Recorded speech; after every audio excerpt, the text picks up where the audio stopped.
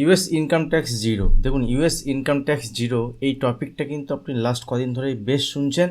এবং ইউএস ইলেকশনের সময় যখন ডোনাল্ড ট্রাম্প ক্যাম্পেইনিং করেছিলেন, তখন তার ক্যাম্পেইনিং মাধ্যমে তিনি বলেছিলেন, যদি ইউএসএতে আমি জয়ী হই, যদি আমি আসি আবার, সেক্ষেত্রে ইউএসএতে ইনকাম ট্যাক্স আমি জিরো করে দেব। এবং এরকমটা অনেকবারই ডোনাল্ড ট্রাম্প বলে থাকেন, বাট অনেক কিছুই আমরা লাস্ট টাইমে দেখেছিলাম ডোনাল্ড ট্রাম্প যে কথাগুলো বলছেন, ভোটে জেতার পরে তারা কিন্তু সেই কথাগুলোর ম্যাক্সিমাম তারা যে কমিটমেন্ট করেন সেটা কিন্তু রাখেন। তো যদি এরকমটি হয়, ইনকাম ট্যাক্স জিরো করে দেন, সেক্ষেত্রে রেভিনিউ কোথা থেকে জেনারেট হবে? কারণ একটা দেশ চালাতে গেলে অনেক পয়সা দরকার, এবং সেটা ম্যাক্সিমাম আসে ট্যাক্স থেকে। এবং সেই ট্যাক্সের একটা ইম্পর্টেন্ট পার্ট থাকে ইনকাম ট্যাক্স।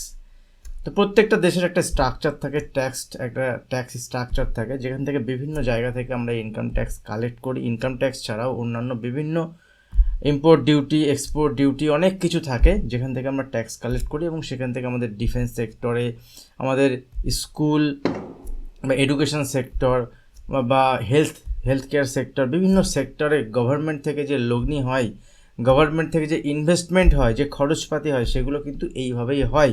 কারণ গভর্নমেন্ট চাইলেই টাকা ছাপাতে পারে এরকমটি নয়, গভর্নমেন্ট চাইলেই টাকা ছাপাতে পারে না। তো এইভাবেই কিন্তু চলে। এখন প্রশ্ন হলো, ইউএস যদি ডোনাল্ড ট্রাম্প আসার পরে যদি তারা মনে করেন যেখান থেকে তারা ইনকাম ট্যাক্সকে সরিয়ে দেবেন, পুরোটা ইনকাম ট্যাক্স রাখবে না, জিরো ইনকাম ট্যাক্স করে দেবেন, এবং বিভিন্ন কর্পোরেট সংস্থার যে ট্যাক্স ছিল সেই ট্যাক্সও তারা কাট করবে, কম করবে, তাহলে ইউএস চলবে কি করে? পৃথিবীর অন্যতম শক্তিশালী দেশ যেটা আমরা আমেরিকা বলে জানি, সেই দেশ চলবে কী করে ট্যাক্সের টাকা যদি না থাকে? দেখুন, বিভিন্ন বড় বড় কোম্পানি যদি দেখেন, যে বড় বড় কোম্পানিগুলো কিন্তু মেনলি আছে হচ্ছে ইউএসএতে। তো ইউএসএর কর্পোরেট ট্যাক্স একটা বড় ট্যাক্স, এবং তাদের আর একটা ট্যাক্স আছে সেটা হচ্ছে ট্যারিফ। বিভিন্ন দেশ থেকে যখন তারা বিভিন্ন জিনিস তৈরি করে, যেহেতু ইউএসের জিডিপি বেশি, বা ইউএসের মানুষের কাছে পয়সা বেশি, তাদের ক্রয় ক্ষমতা বেশি অন্যান্য কান্ট্রির তুলনায়। যদি আমরা দেখি, ইন্ডিয়ার তুলনায় যদি দেখি, বাংলাদেশের তুলনায় যদি দেখি, চায়নার তুলনায় দেখি, তাদের ক্রয় ক্ষমতা বেশি। এই জন্য সবাই যা কিছু তৈরি করে সেটা ইউএসএতে গিয়ে বেচার চেষ্টা করে।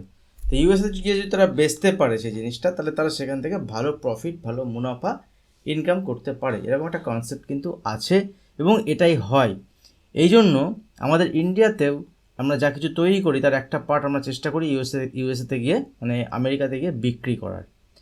তো আমেরিকা যদি এই ইনকাম ট্যাক্স, যেটাতে ছিলাম আমরা, যদি ইনকাম ট্যাক্স যদি আমেরিকা জিরো করে দেয়, তাহলে তাদের টাকা তো লাগবে, সেই টাকা তারা কোত্থেকে তুলবে? ওই টাকাটা তারা কোথা থেকে পাবে? তো এটা কিন্তু ডোনাল্ড ট্রাম্পের আরেকটা ভাষা, যে আমরা ট্যারিফ বাড়াবো, আমরা ইনকাম ট্যাক্স কমিয়ে দেবো বা ইনকাম ট্যাক্স জিরো করে দেবো, কিন্তু আমরা ট্যারিফ বাড়াবো।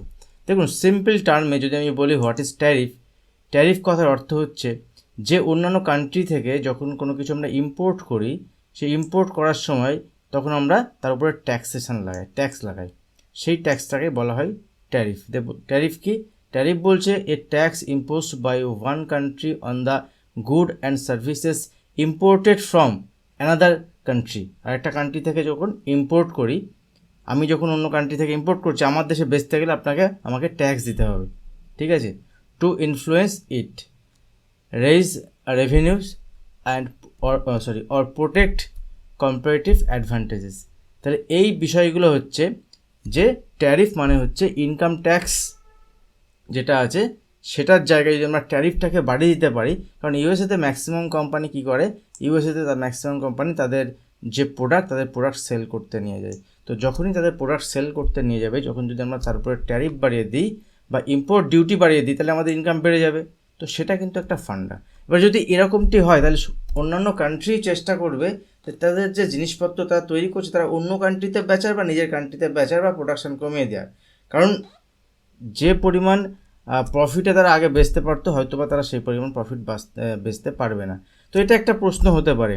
তো যদি এরকমটি হয়, ডোনাল্ড ট্রাম্প বা আমেরিকানদের জন্য একটা ভালো বিষয় এটা হতে পারে, কারণ তাদের ইনকাম ট্যাক্স জিরো হলে তাদের দেশের কনজামশন ক্ষমতা কনজিউম করার ক্ষমতা বাড়বে, দ্যাট মিনস মানুষের ক্রয় ক্ষমতা বাড়বে।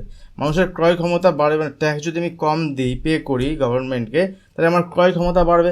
আর যখনই আমার ক্রয় ক্ষমতা বাড়বে, যদি আমার ক্রয় ক্ষমতা বাড়ে, তাহলে সেই টাকাটা কিন্তু একটা পার্ট স্টক মার্কেটে ঢোকে।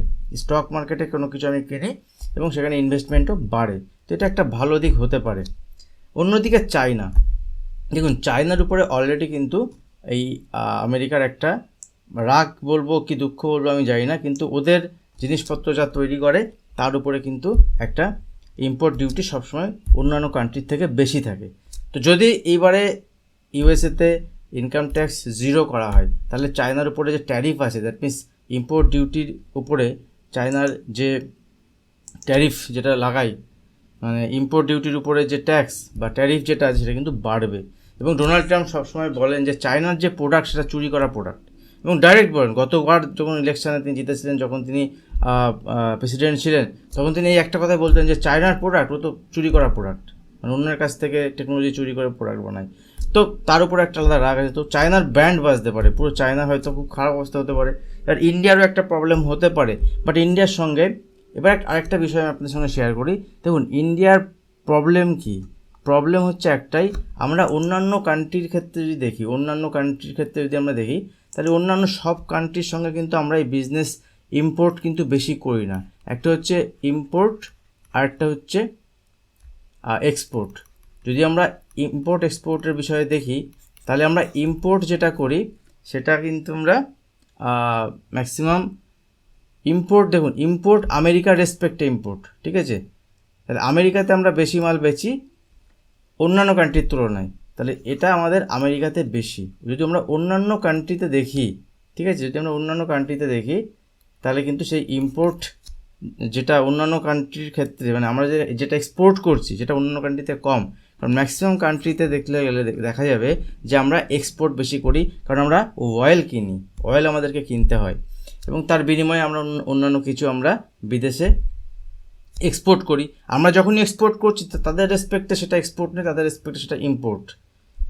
তো ইম্পোর্ট ডিউটি যদি অন্যান্য কান্ট্রিতে বেশি হতো সেটা আলাদা ব্যাপার, বাট যদি ইউএসএতে বেশি হয় সেটা কিন্তু খারাপ হতে পারে ইন্ডিয়ার জন্য। কিন্তু এর মধ্যেও একটা ব্যাপার আছে, দেখুন আরেকটা নিউজ এজেন্সি বলছে যে ট্রাম্প এরকম ভোটে জেতার আগে সবসময় বলে থাকেন যে Trump says he will end all taxes on over time if elected. যদি ইলেক্টেড হন তাহলে তিনি এই ট্যাক্সেস কিন্তু সে সমস্ত ট্যাক্স কমিয়ে দেবে দেশের জনতার জন্য, এরকমটি অনেকবার বলে থাকেন। এবারও সেরকম বলেছেন, হয়তো বা করবেন না, কিন্তু ট্রাম্প যেটা বলেন তার কিন্তু 70% 80% কাজ করে থাকে। এটা একটা বিষয় আমি আপনাদেরকে বলি, আমার নিজের এক্সপিরিয়েন্স থেকে বলছি। তো ট্রাম্প যদি এটা করে তার এফেক্ট কিন্তু পড়তে পারে। আর ইন্ডিয়ার ক্ষেত্রে একটা বিষয় আছে, ইন্ডিয়াতে সঙ্গে আমেরিকার একটা আলাদা সম্পর্ক আছে, এবং এটা ইন্টারন্যাশনাল পলিটিক্সের ব্যাপার। এই সম্পর্ক কখনো কারোর সঙ্গে ভালো হয়, কখনো কারোর সঙ্গে খারাপ হয়। ইন্টারন্যাশনাল পলিটিক্সের ক্ষেত্রে কারোর সঙ্গে সম্পর্ক সবসময় ভালো থাকে না বা সবসময় খারাপ থাকে না। তো লেটস সি আগামী দিনে আমাদের যে প্রোডাক্টগুলো আছে যেগুলো ইউএসএতে এক্সপোর্ট হয়, মানে ইউএস যেটা ইম্পোর্ট করে, তার উপরে কী ডিউটি লাগাই এবং তার উপরে কী ট্যাক্স বাড়ে, এগুলো মোটামুটি জানা যাবে মোটামুটি ধরুন জানুয়ারি মাস থেকে। কারণ ডোনাল্ড ট্রাম্প এখনও জয়ী হয়েছেন, তাদের উচ্চকক্ষ নিম্নকক্ষ অনেক ব্যাপার থাকে, সেগুলো হবার পরে অ্যাকচুয়ালি ডিসেম্বরের শেষে বা জানুয়ারির দিকে কিন্তু অ্যাকচুয়াল রেজাল্ট আসবে, এবং তারপরেই ডোনাল্ড ট্রাম্পের হাতে সমস্ত পাওয়ার আসবে। এবং ডোনাল্ড ট্রাম্প প্রথম বোধহয় আমাদের ইন্ডিয়াতেই ভিজিট করতে আসবে বিদেশ সফরে, এবং দেখবেন খুব তাড়াতাড়ি তার পরবর্তী সময়ে আমাদের মোদি, মানে নরেন্দ্র মোদি প্রাইম মিনিস্টার, তিনিও কিন্তু ইউএস যাবেন। কারণ অনেক কিছু বিষয় নিয়ে আলোচনার আছে দুই দেশের মধ্যে, তার মধ্যে একটা হচ্ছে বাংলাদেশের বিষয় আছে। তো অনেকগুলো টপিক নিয়ে থাকবে। লেটস সি আগামী দিনে কীভাবে এগুলো ওভারকাম করা যায়, বা আগামী দিনে কীভাবে এগুলো ইন্ডিয়ার উপরে আসে, সেগুলো নিয়ে সে সময় আমি আপনাদের সঙ্গে ডিসকাশন করব। আর ভিডিও ভালো লাগলে অবশ্যই ভিডিওতে লাইক করবেন, চ্যানেল সাবস্ক্রাইব করেননি তো চ্যানেল সাবস্ক্রাইব করে বেল আইকন প্রেস করুন। আজ ভিডিও এখানে শেষ করছি, দেখা হবে নেক্সট ভিডিওতে। ধন্যবাদ। আর যারা দেখুন লাস্ট দিন আমি ভিডিও বানিয়েছি আপনাদের নিফটি ব্যাংক নিফটির ক্ষেত্রে, যারা এখনও ওই ভিডিও দেখেন নিফটি ব্যাংক নিফটি ভিডিও, বিভিন্ন লেভেল অ্যানালিসিস ভিডিও কিন্তু ওখানেই আমি শেয়ার করেছি, আপনারা চাইলে ওই ভিডিও দেখে নিতে পারেন। Thank you.